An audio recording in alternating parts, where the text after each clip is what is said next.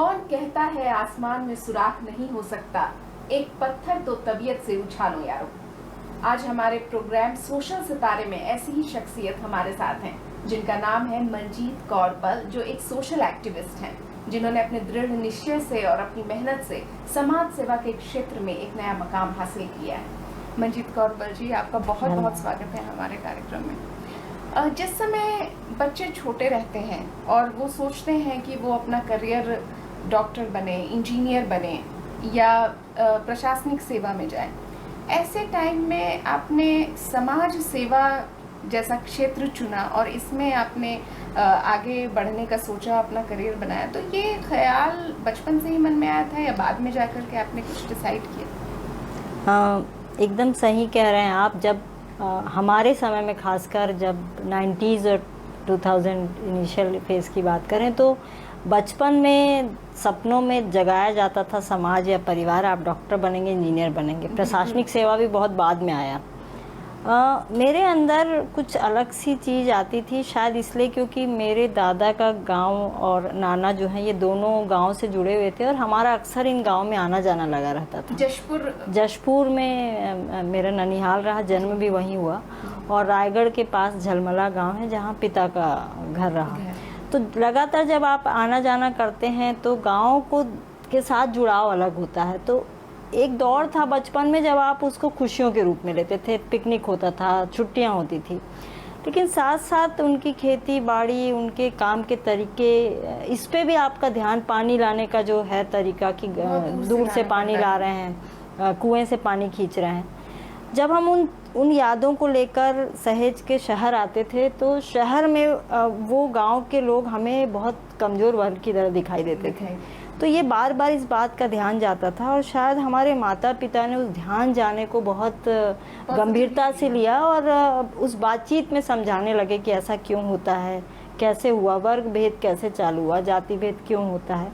तो ये प्रश्न शायद हर बच्चे को उठता होगा और घर का वातावरण उसे दबा देता होगा। हमारे घर में उसे दबाया नहीं गया। तो एक जो जुनून पैदा हुआ 8वीं कक्षा में तक आते आते एक शिक्षक बनने का, क्योंकि पिता को एक बहुत शिक्षक के रूप में देखे थे। डॉक्टर दर्शन सिंह पाल, वो खुद भी एक प्रोफेसर थे इंजीनियरिंग कॉलेज में। मेरे पिता डॉक्टर दर्शन सिंह बल के बारे में थोड़ा सा मैं बताऊंगी। गांव में एक किसान परिवार से जन्मे, गांव में ही उनकी पढ़ाई हुई 8वीं तक। 8वीं में वो मेरिट में आए, फिर उनको बहुत अच्छे गुरु मिलते गए जो दिशा देते गए। फिर जब वो 11वीं पढ़ते थे तब वो मध्य प्रदेश में मेरिट में आए थे, तो उनका इंजीनियरिंग में एडमिशन हुआ और इंजीनियरिंग में एडमिशन के बाद उनको एक बहुत अच्छे शिक्षक मिले। उनको देखते हुए उन्होंने शिक्षा लिया। मेरे पिता को देखते हुए हम सब शिक्षक बनने के बारे में सोचते थे, लेकिन मैं जानती थी मेरी वैसी क्षमता नहीं, मैं गांव में स्कूल में पढ़ाऊँगी। तो मैं अभी तक उस इमेजिनेशन से बाहर नहीं आई हूँ कि मैं स्कूल में जब बातें होती थी हम डॉक्टर बनेंगे, इंजीनियर में, तो मेरे सपने चले जाते थे कि मैं शिक्षिका बनना है और गांव में पढ़ाना है। ये जो भूख थी वो मैं बहुत अभी भी नहीं समझी। अधिकतर जो बच्चे होते हैं वो गांव नहीं जाना चाहते। अभी के बच्चे तो खास तौर पे उनको लगता है कि वहाँ जाएंगे तो थोड़ी दिक्कत आएगी, और शहरों में हर तरह की सुविधा है, उनके लिए मनोरंजन के कई तरह के साधन अब हैं। लेकिन जब पहले के बच्चे थे या हम भी जब छोटे छोटे थे तो पेरेंट्स नानी के घर, दादी के घर लेकर के जाते थे। तो ऐसे में कैसे ख्याल आया जब बड़े हो गए, जब बचपन चला गया, कि गांव में जाकर के पढ़ाना है इतना सुविधा विहीन जगह पर? तो शायद ये संवेदनशीलता जो बचपन से बनी थी वो बनी हुई थी, क्योंकि लगातार मेरी मम्मी भी बिलासपुर इंजीनियरिंग कॉलेज में हम लोग 28 साल रहे हैं, तो मेरी मम्मी का भी पास के गांव है कोनी, उसमें जुड़ाव बना रहा। वो वहाँ पंचायतों में बहुत सक्रियता से भाग लेती रही। हमारे घर आने जाने वाले हर आसपास के गांव के 50 गांव के लोग किसी समस्या को धीरे धीरे पता चल जाता है कि ये घर है जहाँ समस्या का समाधान होगा। तो मेरे पिता किसी का आवेदन लिख रहे हैं, मेरी मम्मी किसी के बैंक अकाउंट खोल रही हैं किसी का। तो ये परंपरा सी थी। ग्रामीण इलाकों में जैसे कि उतने पढ़े लिखे लोग नहीं हो रहे थे, तो वो उस तरह से एक माहौल दिखा, तो हम लोगों का जुड़ाव बना रहा। उसके अलावा मेरे पिता राष्ट्रीय सेवा योजना के यूनिवर्सिटी समन्वयक रहे थे, तो कैंप लगा करते थे। तो हमारे यहाँ मेरे पापा हम सबको लेके कैंप जाते थे और हमें वैसे ही ट्रीट करते थे, हमें विशेष सुविधा नहीं दी जाती थी कि हम उस प्रोफेसर के बच्चे हैं। तो मुझे लगता है आप अभी जब आप कह रही थी कि बच्चे नहीं जाना चाहते, मैं कहूँगी कि हम माता पिता उनको जोड़ते ही नहीं हैं, तो हम मोटिवेट नहीं करते, क्योंकि हमारी अभी की जनरेशन भी, जो हमारी बात की हमारे घरों की जनरेशन भी उतनी ही जुड़ी हुई है, वो भी अभी भी गांव में जाना चाहती तो घर का वातावरण बहुत मायने रखता है और वो जुड़ाव बना रहा। डॉक्टर इंजीनियर बनने की शायद मुझ में क्षमता नहीं होगी, या मेरा सपना ज़्यादा था कि कुछ ऐसा करना है जो इस तरह के भेदभाव को दूर कर सके। हर समय देखा कि एक वर्ग भेद है जिसमें एक सबसे गरीब आदमी जो है वो बोल नहीं पाता है, वो आवेदन लेके खड़ा है। मैं प्रशासनिक सेवा में तो कभी न जाना चाहती थी, क्योंकि मैं जब भी कलेक्ट्रेट या किसी जगह गई और मैं देखी लोग लाइन लगा के बिना चप्पल के खड़े हैं, मैं पिता से पूछती थी कि ये कौन सी सेवा है जिसमें वो बाहर खड़ा होता है और अंदर वो लोग आराम से बैठे होते हैं।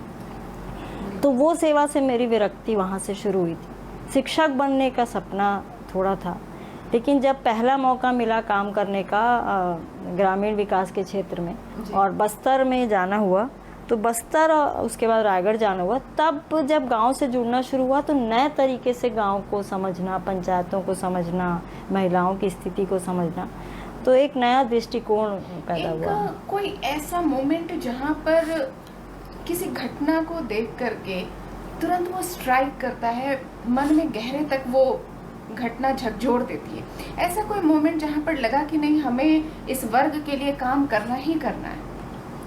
मैं पढ़ रही थी, शायद स्नातक या स्नातकोत्तर में रही होंगी, तो एक विशेष जाति के परिवार के बच्चे मेरे साथ आते थे और लड़कियां जो थी जिन्हें भेदभाव छूट से रखा जाता था बाकी समाज में, क्योंकि उनके माता पिता स्वीपर का काम करते थे। तो हमारे घर में वो जो बच्ची थी उनकी वो खाना बनाने में सहयोग करती थी।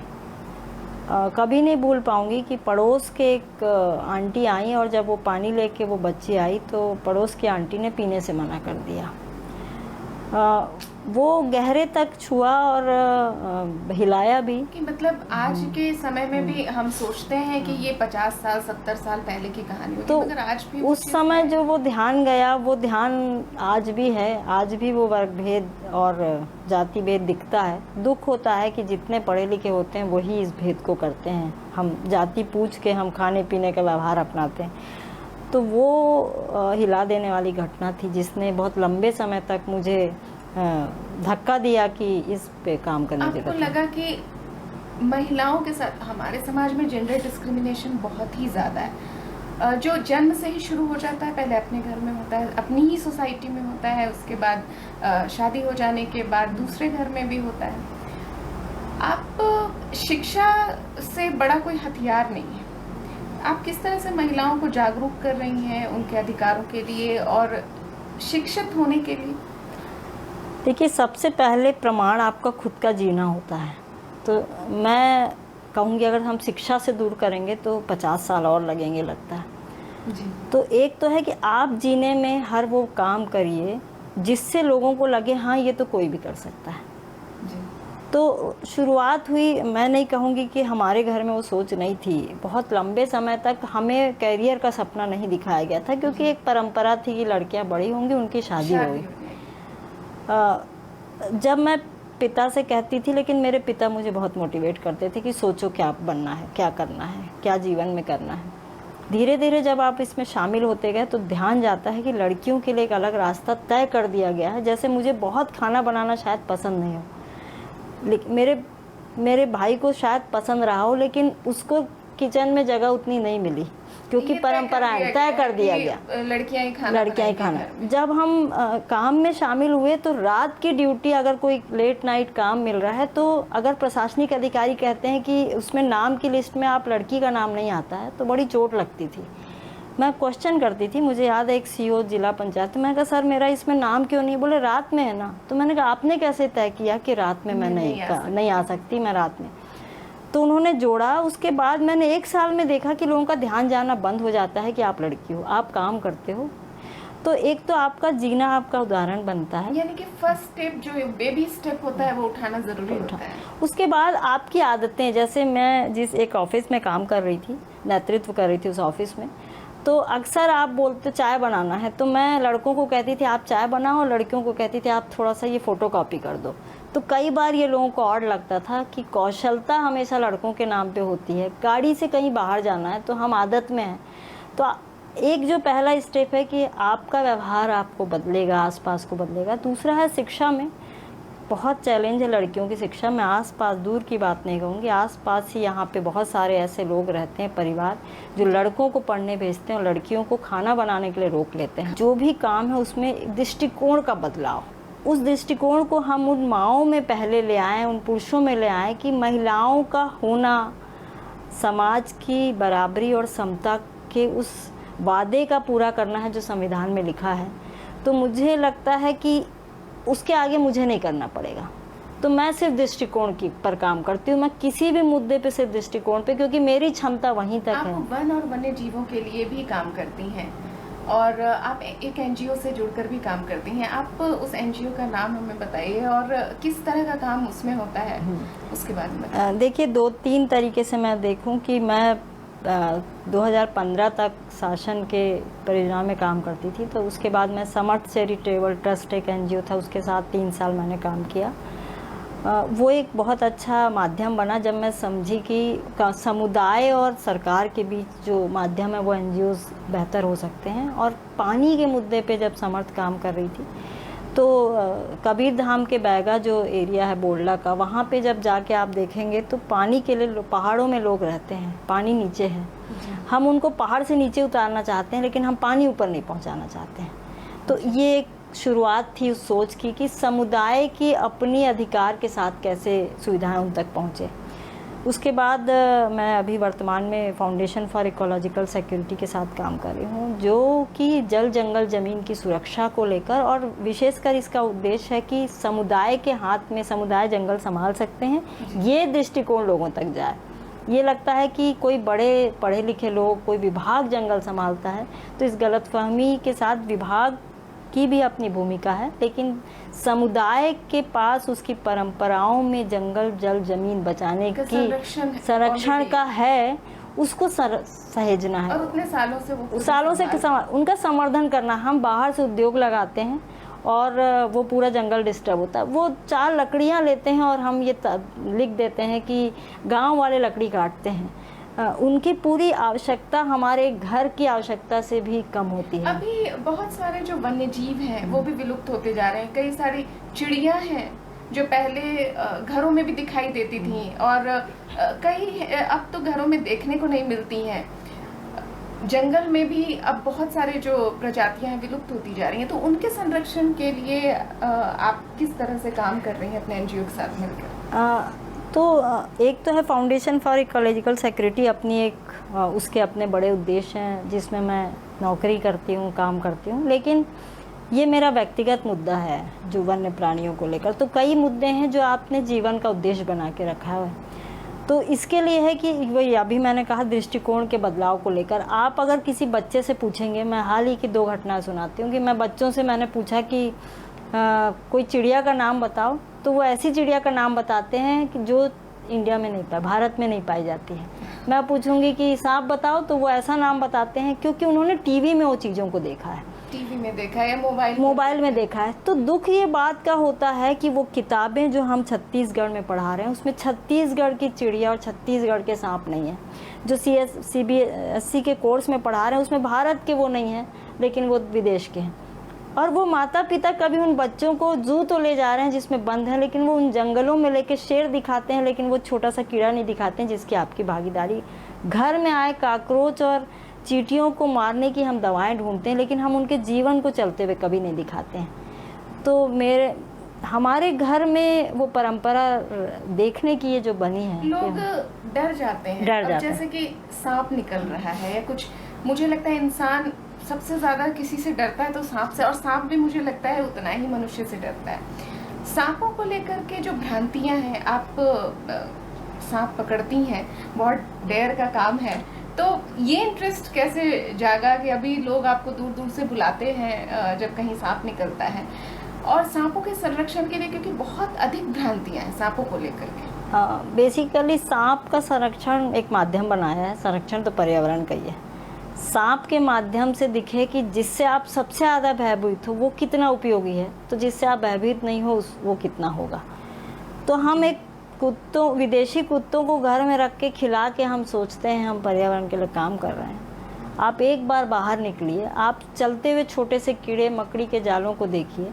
तो मेरा है कि लोगों को इस तरह से एजुकेट करना, ध्यान दिलाना। मैं बहुत छोटा है, पूजा के समय में लोग फूल तोड़ते हैं, वो दर्द पैदा करना कि वो फूल शायद उस पर अधिकार किसी तितली और चिड़िया का होगा, किसी कीड़े का होगा। आप अपने गमले में पौधे नहीं लगाते हैं। तो इस तरह सिर्फ लोगों का ध्यान जाना, मेरी क्षमता सिर्फ लोगों का ध्यान दिलाने में हो सकती है। तो मैंने जीवन में सोचा है कि मेरे बाद अगर मैंने 10 लोगों को तैयार कर लिया, इससे बड़ी मेरी उपलब्धि नहीं है। सांपों को पकड़ने की कोई ट्रेनिंग ली है क्या आपने? नहीं, क्योंकि हम तो देखकर डर जाते हैं। किसी भी चीज़ की कोई ट्रेनिंग नहीं होती है, बस होती है उसको समझना। गणित का सवाल जिस दिन आप समझ गए वो सरल है, तो जिस दिन आप सांप का व्यवहार समझ गए सरल है। तो मेरा छोटा भाई इस बात को लेकर बहुत जुड़ा रहा और उसके माध्यम से ही हम सांप को समझ पाए।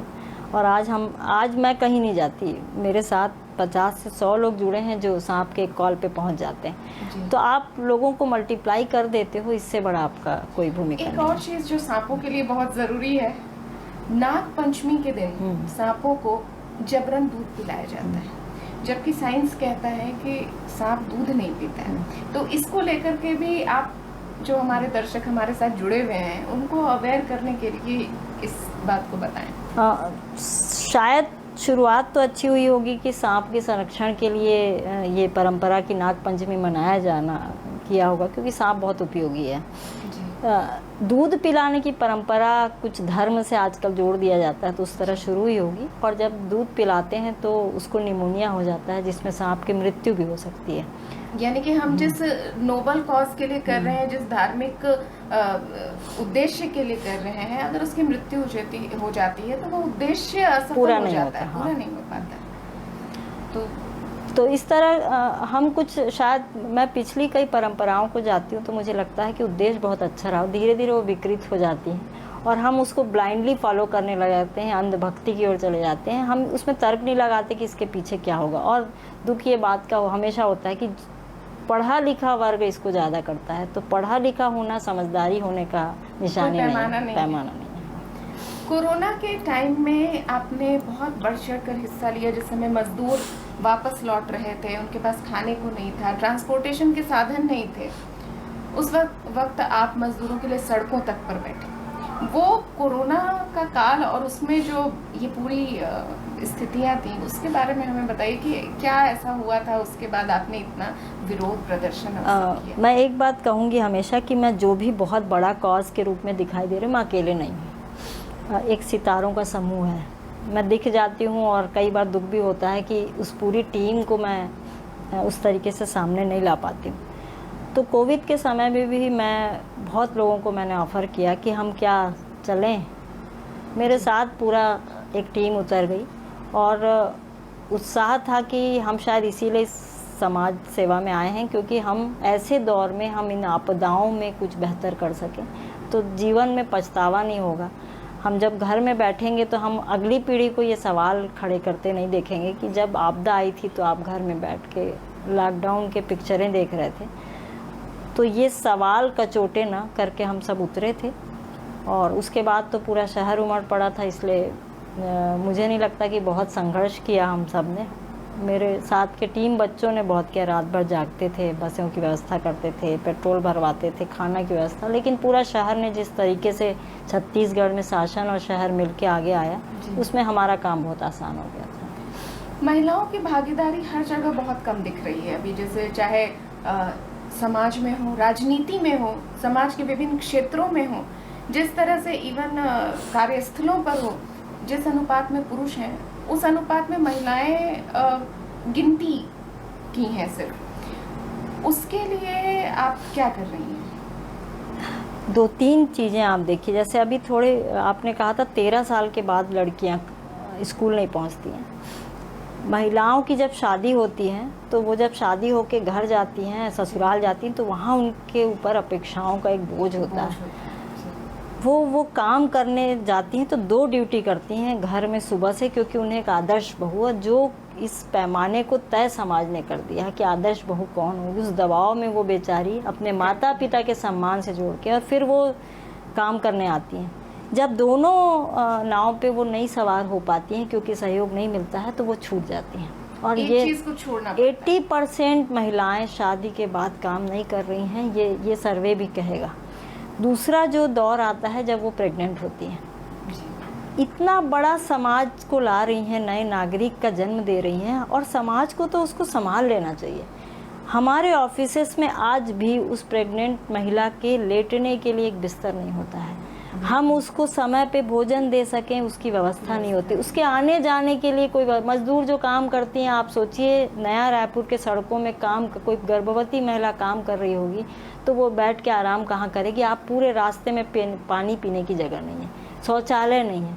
ऐसी स्थिति में क्या हम सोचते हैं कि उस प्रेग्नेंट, अगर मेरे ऑफिस में कोई महिला प्रेग्नेंट हो रही है तो उस समय उसकी ज़रूरत है क्या मैं उस ऑफिस का वातावरण ऐसा नहीं। फिर तीसरा चरण आता है जब बच्चे को जन्म देती है, वो बच्चे को छोड़ के आती है, उसके अंदर वो अपराध बोध रहता है तो वो नौकरी छोड़ देती है। अपराध बोध को निकालने की जरूरत। आप सोचिए वो अपराध बोध नहीं निकलेगा जब तक उसको आप ऑफिस में सम्मान से नहीं बुलाएंगे। आप कहते हैं अरे ये तो काम नहीं करेगी। एक माँ के अंदर, एक पिता, इवन पिता के साथ भी, और पिता की भूमिका को हमने तय ही नहीं किया। हमने ये नहीं सोचा कि पिता भी कुछ दिन छुट्टी ले और संभाले। अभी ये शुरू हुआ है हमारे, हाँ, लेकिन क्या हम उस तरीके से संभाल पाते हैं? तो एक चीज ये भी है कि अभी पिता जो संभाल भी रहे हैं, जो अधिकतर देखा गया है कि जहाँ दोनों लोग वर्किंग हैं या जो लोग दूर रह रहे हैं, अपने घरों से दूर हैं, तो पुरुष को लगता है कि अब उनको हाथ बटाना ही पड़ेगा क्योंकि अकेले महिला से हो नहीं पाएगा, जबकि ये जिम्मेदारी शुरू से ही तय होनी चाहिए। और ये जब ऑफिसेस में ये व्यवस्थाएं देने लग जाएंगे तो आप देखिए दिखेगा। राजनीति की अगर मैं बात कहूँ, आज भी मंच, मैं जैसे ही कोई मंच देखती हूँ और देखती हूँ सारे पुरुष बैठे हैं, मेरे को लगता है कि कोई महिला नजर वो भी गलती से तो मैं टोकना शुरू, मैंने सोशल मीडिया में कोई भी ऐसा मंच पे क्वेश्चन ना किया हो, ऐसा नहीं है, ताकि लोगों का ध्यान जाए। और स्पीकर्स हैं, साहित्यिक प्रोग्राम है, ऐसा तय कर लिया है कि बुद्धि से संबंधित कार्यक्रम है उसमें पुरुष ही भागीदार होगा और हम नहीं होंगे। तो सारे आयोजक, सारे लोग, सारी समितियां, जब सरकार की समितियां जब निकलती हैं, आप उसमें लिस्ट देखिए, एक भी महिला नहीं होती है। तो जब इस बात को बार बार उठा के मैं चाह रही हूँ कि हर कोई उठाए। और एक सबसे बड़ी बात जिस पे मैं हर कार्यक्रम में कहती हूँ, कोई भी कार्यक्रम होगा आप देखिए कि महिलाएं ट्रे में फूल लेके जा रही हैं, दे रही हैं, लेकिन महिलाएं मंच में नहीं बैठी हुई हैं। और आश्चर्य कि इस बात को लेकर कोई आपत्ति नहीं करता है, वो महिला भी आपत्ति नहीं कर रही होती। मेरे लिए ये दर्द होता है। और इस तरह ही बदलाव आएगा जब इन जगहों पे आप आपत्तियां उठाना शुरू करेंगे। आज के युवाओं को क्या संदेश दें? आज के युवाओं के लिए कि कैरियर और पैसे के पीछे मत भागिए। भागते भागते वो समय आएगा जब आपका परिवार छूट जाएगा, आपके समाज के लोग छूट जाएंगे। और जो जिस बात की मैं कह रही हूँ, प्रेम है, नफ़रतों के साथ ये समाज ना खड़े होने दे। बहुत प्यार मोहब्बत है, सहयोग है, उसके साथ खड़े हों, बस यही है मेरा। न्यूज़ 24 मध्य प्रदेश छत्तीसगढ़ के साथ जुड़ने के लिए आपका बहुत बहुत धन्यवाद। आपका धन्यवाद। हमारे साथ जुड़ी थी मनजीत कौर बल, जो एक सोशल एक्टिविस्ट है और समाज के विभिन्न क्षेत्रों में अपना अहम योगदान दे रही हैं। आज के लिए बस इतना ही, मुझे दीजिए इजाज़त। अगले हफ्ते फिर मिलेंगे एक नए सोशल सितारे के साथ। तब तक के लिए नमस्कार।